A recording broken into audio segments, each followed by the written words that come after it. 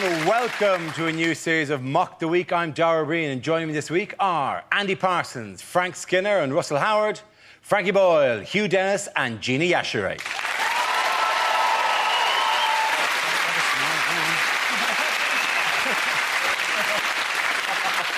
We start with a round called This Is the Answer, What is the Question? On the board are 6 categories. Gina, which category would you like? Entertainment news. OK, entertainment news. The answer is 50 nights. What is the question? Is it how long does it take me to successfully build an IKEA wardrobe? Is it if an MP spent one night in a hotel, how many nights would he claim for? Is it how much of a start was Stephen Hawking given at this year's London Marathon? Oh, and so it begins! So it begins! The show has been going 10 seconds. How many nights per year does the Queen sneak away to do karaoke? under the alias of Big Mama. Is it how many late shifts would you have to do at B&Q before you came to dismiss life as a grotesque pantomime? Is it dogs often go to fetch help when their master is in trouble? How long would you have to be lying dead before your cat gave a shit?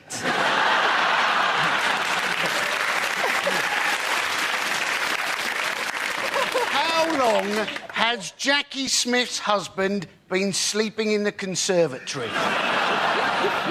Is it how long would it take Nick Park to film a Wallace and Gromit porno? Is it... Yeah, I like that. Only working at night. How long did it take Lady Gaga to perfect tucking her penis between her legs?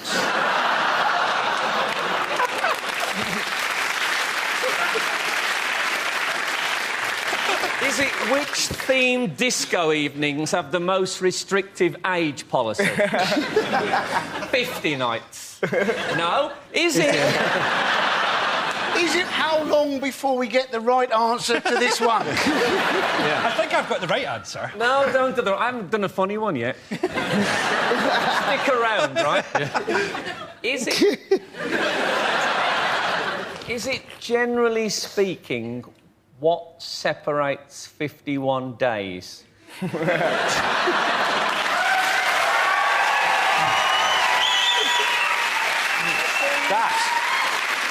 see, you don't have to be rude.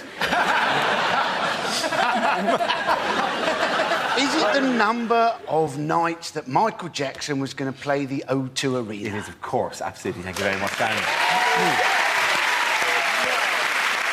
The question I was looking for was how many nights was Michael Jackson due to perform at London's O2 Arena before his recent death? This is the news of the King of Pop. The news of the King... You have heard this, I presume, somewhere. This is the news of the King of Pop. Michael Jackson is dead. The 50-year-old star died suddenly following a cardiac arrest and was just weeks away from his This Is It tour in London. His death has left millions of fans in mourning. One devastated fan said, "I was at Disneyland when I heard he died. I didn't want to believe it. It was only when Mickey Mouse confirmed it to me that I accepted it." You know how in the future everyone will say, "Oh, do you remember where you were when Michael Jackson died?" Almost everybody will be able to answer, "I was texting a joke about Michael Jackson." Even the doctor that was announcing that he died had a look across his face like, "I've got one." He touched millions of fans. People are going to love this. But you could just... There was a bloke on the radio, I was listening on 5 Live or something, he said, brilliant, he said, "I'm really glad that he didn't do those 50 nights at the O2 because I think they would have killed him." People reacted to his death very differently, didn't they? I mean, like Jermaine Jackson was on the news saying that he wished that he'd died instead. Do you see that? Yeah. And I reacted differently. I wished that he'd died as well. Right, there are, now that he's dead, 13 singles in the top 40. So the Spice Girls, they know what they've got to do, don't they?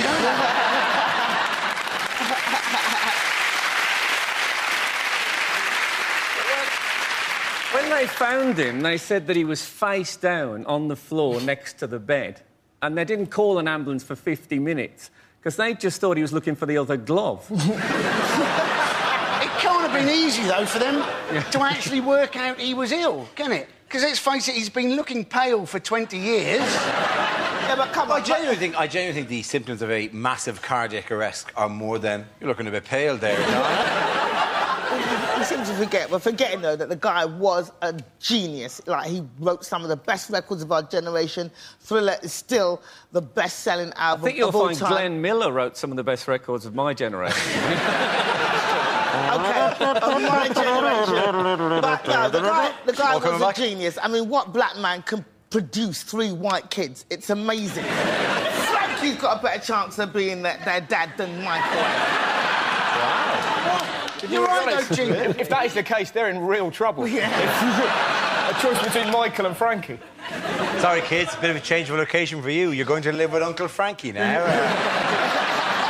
What, after staying with Michael Jackson? It's all got to be up from there, hasn't it? Do you know the weirdest thing about Michael Jackson? I didn't even know this. He was a Jehovah's Witness. That's like the least weird thing about him. I bet when he went to the Jehovah's Witness meetings, they pretended not to be in. Michael, turn the telly down. Although he did look like someone who wouldn't have a blood transfusion, didn't he? I think people generally, because they loved his music so much, they were willing to forgive him what he got up to in his private life. So there's a lesson in there, isn't there? For Gary Glitter, write better songs. But the memorial had a huge number of stars. You know, Stevie Wonder, Mariah Carey, Lionel Richie. Oh, yeah, and the kid from Britain's Got Talent. I love it. Hey, they gave Stevie Wonder a seat in the front row. Wait, you got to wait 10 minutes for him to walk all the way from the back of the theatre. Next up, Stevie Wonder. Come on, Stevie, we haven't all day here, right? Stevie's like, I'll be with you in a minute. Weaving his way, like in the middle of the row. Sorry, excuse me, sorry, I'm on. Like... You know that they said they'd had thousands of volunteers to be pallbearers at Michael Jackson's funeral. I bet they did. Where were they when Barry White died? One of the best stories about this, I don't know if you read this, was that Bubbles has been banned from the funeral because he's too violent. That's a fantastic story, isn't it?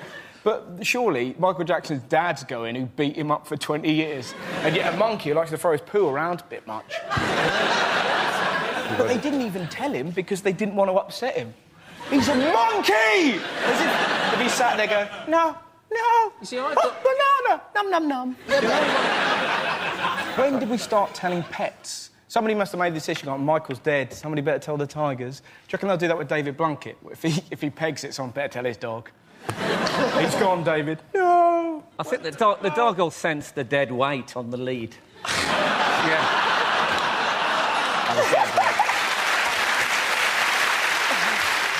I think he should have left Bubbles to Diana Ross. Because it's great. He left the 3 kids to Diana Ross and she didn't know. That's a... They're going to turn up and she's going to go, what is it, trick or treat? No, we always wear these. Right? He's left his kids to Diana Ross. She doesn't know. It's like, he didn't we should all do it. Let's all put that in our... Like, it's be like Rick rolling. It would be great, though, if we did leave everything to Diana Ross. If everyone in the world got together, just leaving anything, you know, like a bugle or a flute, just so that she'd be sat there going, this is ridiculous. I feel like I'm in the middle of a chain reaction. Do you think? Do you think for parenting, if they're misbehaving, you just go, stop, in the name of love? When I was actually, seriously, when I was like, I suppose when I was about 8 or 9, I was a massive Michael Jackson fan, and I wish I'd known at the time that I was his type. You know the conspiracy theory at the minute? There's a conspiracy theory already that Michael Jackson faked his own death. If he faked his death, where could he go in the world that he would blend in? Does Cornwall even have a police force? Isn't it odd that Michael Jackson's dancing deteriorated as he got whiter and whiter? At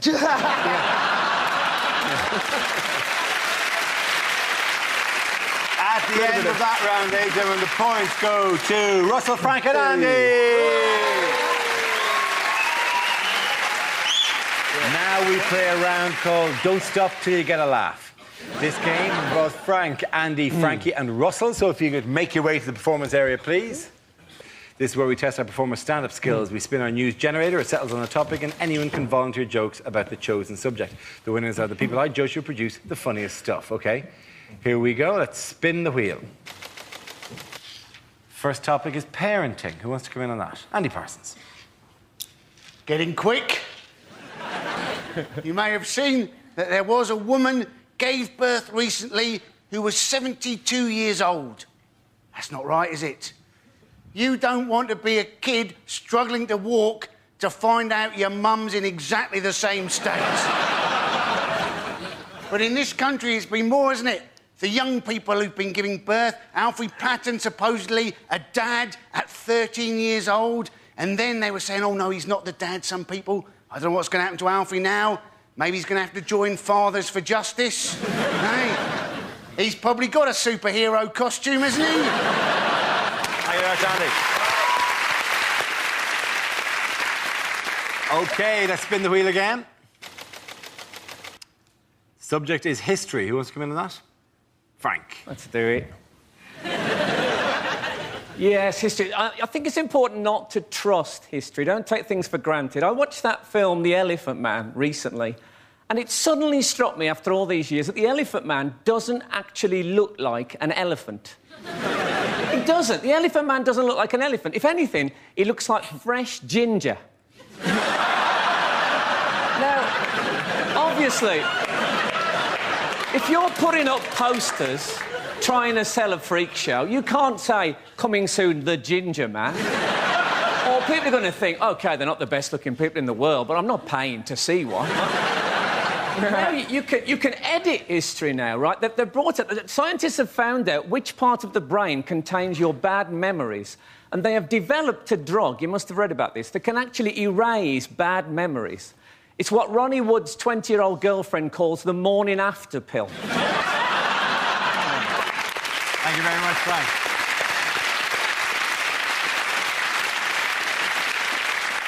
That leaves us with Frankie and Russell. Let's spin the wheel. Next topic is Britain's Got Talent. Frankie. Yeah, I actually watched this series of Britain's Got Talent, or as I think it should be renamed, How Bored Are Britain's Women and Homosexuals? Susan Boyle, to me, looks like Gordon Brown playing Mrs. Doubtfire.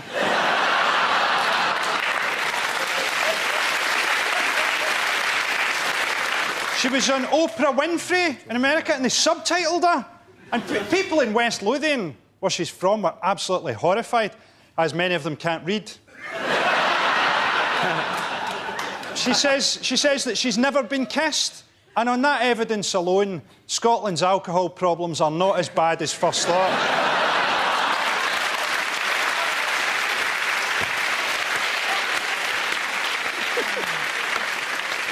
OK, let's see what Russell's been left with. Let's spin the wheel. OK, the topic is human behaviour.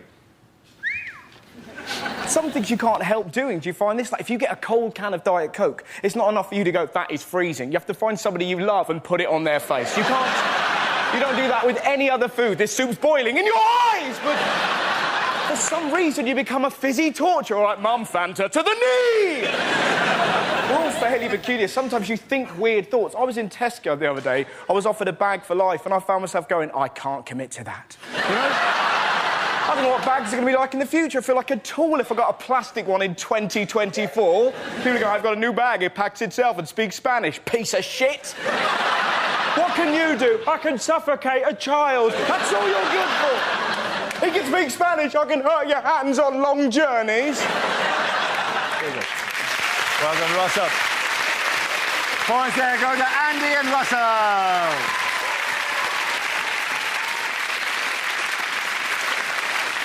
Our next round is called Headliners. Here's a picture of Centre Court at Wimbledon. But what does RBWF stand for? Is it really boring watch football? Regular bunch of white folk. Is it? Russin' bussin' winner Federer. Russell Bussin winning feather. What's that then? What is that? Is that like I think that's from XviD. as Captain Caveman commentating on... Is it replace balls with fruit? All right, let's move towards a correct answer if we can, really please. both Williams's fellas? Is it simply rich bastards watch final? There was a touch of that, all right, yeah. Excellent. More tennis for the people. For those people, is it record-breaking Wimbledon final? It is record-breaking Wimbledon final. Thank you very much. You'll watch this. We're excited. Do you know the most amazing thing about the final? Tim Henman commentating on the final. What does he know about it? To be honest, none of us were interested. As soon as Murray got knocked out, we weren't bothered. And it was hilarious how fickle we were. We were like, come on, Andy, do it for Britain. Game, set, match, Roddick. You Scottish bastard! Straight away. Andy Murray, I think, is, like we've got to admit, he's a brilliant British #1. Yes. We're not taking anything away from him, but let's not forget the British #2 is actually Adrian Chiles. And the #3 is just the concept of disappointment.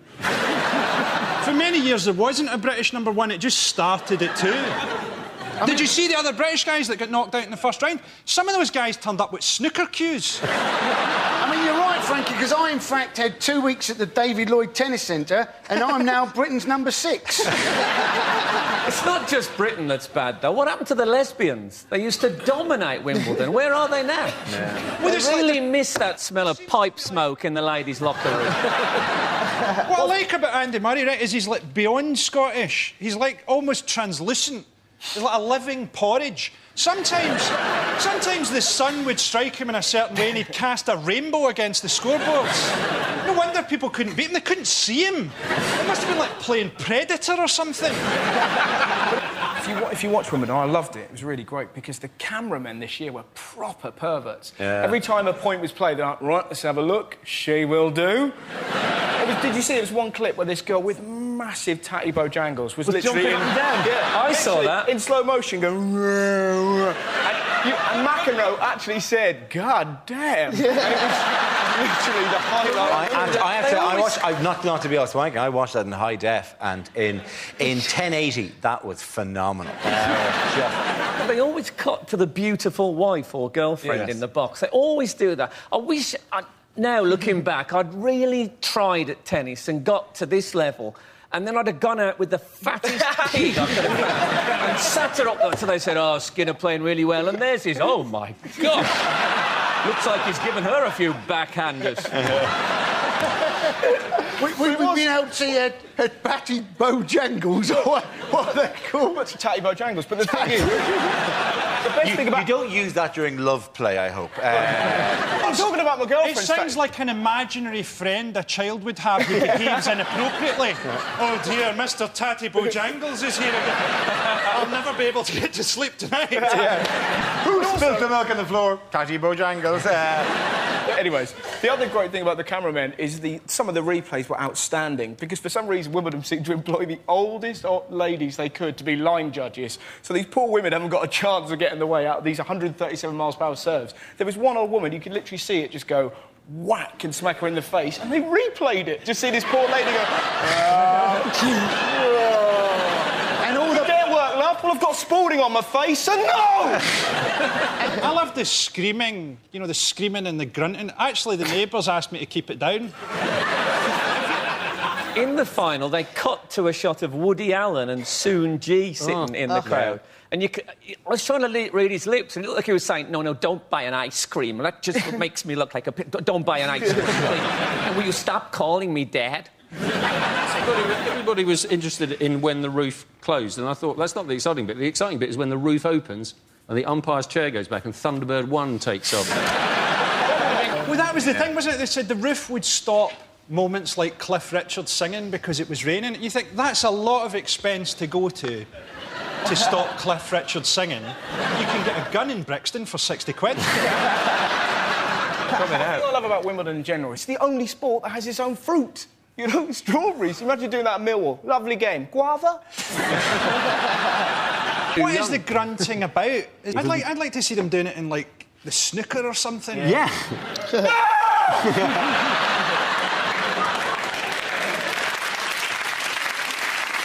Why were royal finances in the news this week? Because the Queen blew all her money on a horse called Thug Hunter. The Queen is at the centre of an expenses scandal, isn't she? Because she's been claiming Balmoral as her main residence and claiming the council tax back on Buckingham Palace. She's still got... apparently, she lost 6 million last year, had to spend 6 million, but she's still got 240 million in the bank. She's not going to turn up for the Christian speech next year wearing a shell suit going, it's been a tough year. Philip got a job writing for the BNP. You think it... Although, in fairness, they've taken her eyes, which is a bit... You know, she does look like a cartoon character who's seen a sexy cartoon character and... I think the Queen could print more money anyway. All she really needs is a profile shot and a photocopier. And, They say the Queen spent £14,000 on a train journey from London to Liverpool. And that's what happens if you let an old-age pensioner use the self-service ticket machine. Yeah. But it's not, in fairness, it's not the Queen. It's the other, like Princess Beatrice. She's at university at Goldsmiths, and we're having to spend 300 grand on doing up her student digs. It's ridiculous. What kind of note is she going to leave on her fridge? Somebody had the quail's eggs. That's it. She would normally have 300 grand getting her flat done up so she can go and study the history of ideas. I've got an idea for you, Beatrice. Get your fat arse down to B&Q.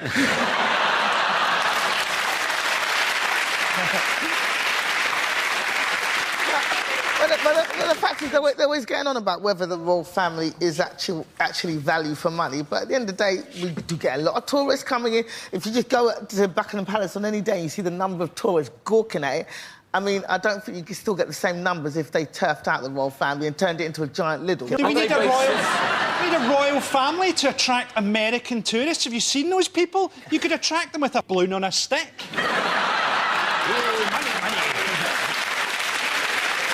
I don't know about turning it into a big Lidl, but I think people would come from far and wide if the Queen was forced to work at Lidl. Oh, you can imagine going up to the Queen and go, yeah, what, 4 packets of already broken biscuits, yeah?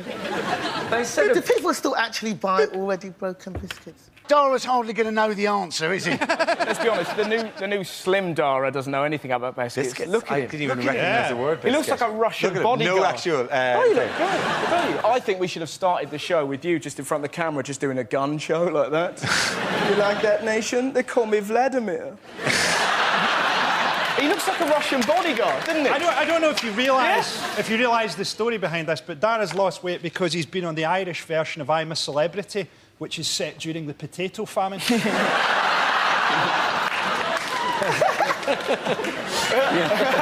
How much weight have you lost, actually? Who, me? Since I've been on here, about 2 Come on, tell us. I'm not Colleen Nolan. This isn't Loose Women. I'm not discussing weight loss on the show.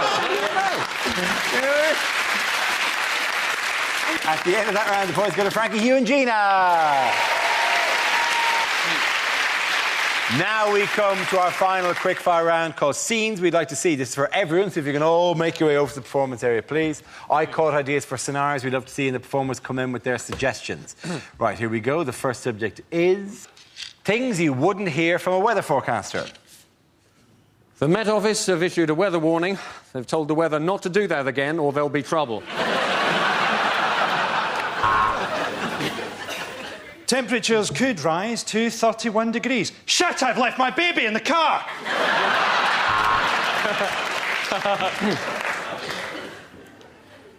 A hurricane tonight will be caused by low pressure and God's hatred of homosexuality. A huge depression over Scotland, and now the weather.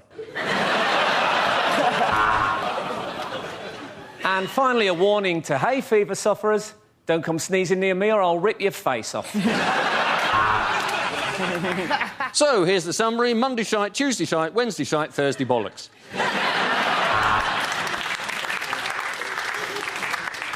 The humidity's rising.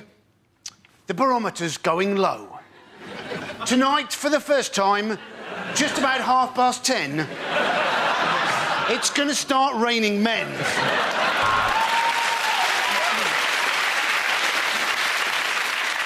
The outlook's bright for the weekend. I've got 3 grams of coke in my pocket and my wife's on holiday.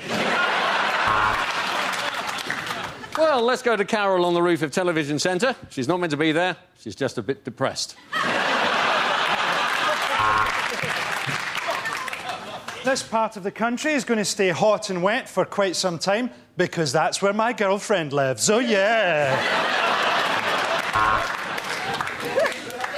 So, it's going to be between 17 and 21, but Berlusconi won't date older than that. It was raining cats and dogs last night. I should know. I was throwing them off my roof.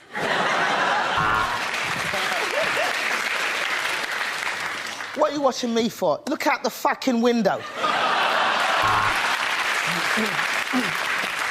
It's going to be cloudier tonight. I love those German birds. What do you care what the weather's going to be like? You look shit in all your clothes. The next topic is deleted lines from Star Trek. Kirk to Enterprise. OK, how about if I stand over here?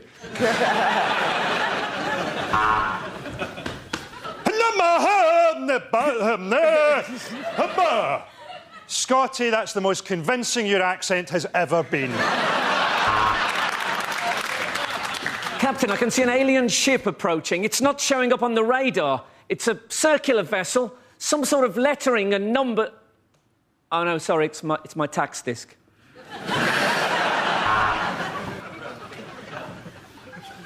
I have no emotion. My mother was a Vulcan. My father was Gordon Brown. All right, which one of you ate my Scotch egg? This is the Federation of Gay Planets. Open your docking bay and prepare to be boarded. Tell you what, Spock, your towel is a lot softer than mine. Captain's log. Just seen some aliens. OMG. WTF. LOL. Smiley face. Who are these terrifying aliens? You can't call them that anymore, Captain. It's Uhuru and Sulu. Welcome to the SS Enterprise, Mr. Eccleston.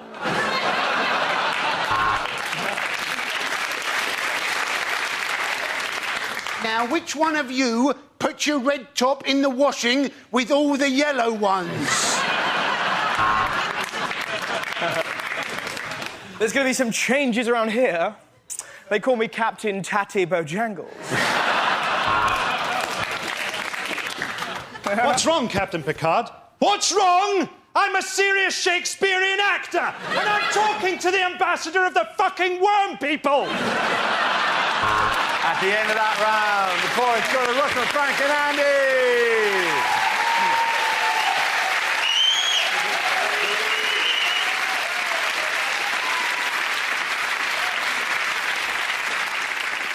That's the end of the show. This week's winners are Andy Parsons, Frank Skinner and Russell Howard.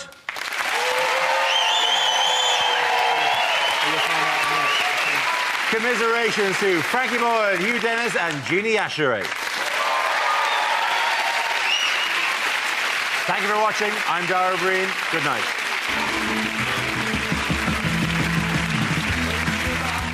More comedy to come here on BBC Two and some serious news about toast with that Mitchell & Webb look next tonight, and then paying homage to Hitchcock, Psychoville's take on the classic film Rope at 10.